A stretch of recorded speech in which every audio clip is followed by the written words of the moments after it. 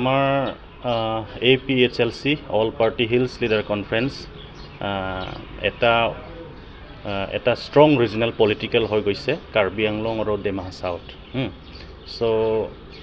আমাৰ পলিটিকেল পাৰ্টিৰ পৰা আমাৰ ছাৰ জন চিংটি কাঠাৰ এজন IAS ৰিটায়াৰ্ড অফিচাৰ তেখেতে আমি পাৰ্টি হৈ পৰা কেণ্ডিডেট হিচাপত আমি নমিনেট কৰিলোঁ ইন দ্য মেইন টাইম তেখেতে এটা ষ্ট্ৰং ডাইনামিক লিডাৰ হৈখিনি বহুত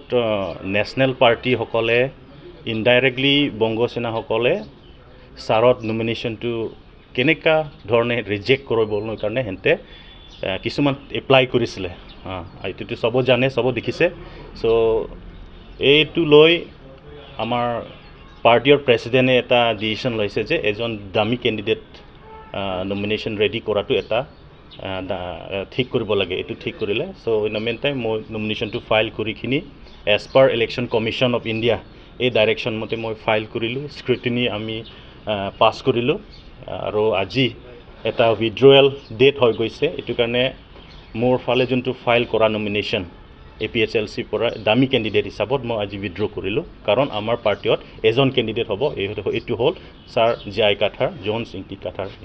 কেণ্ডিডেট আমি বহুত এক্সপেক্ট কৰিছোঁ এবাৰ more than 5 lakhs ভোটত আমি কাঠাৰ ছাৰত আমি এবাৰ দিব পাৰোঁ আৰু আমি বহুত পাব্লিক পৰা আমি বহুত ভাল ৰেছপন্স পালোঁ যে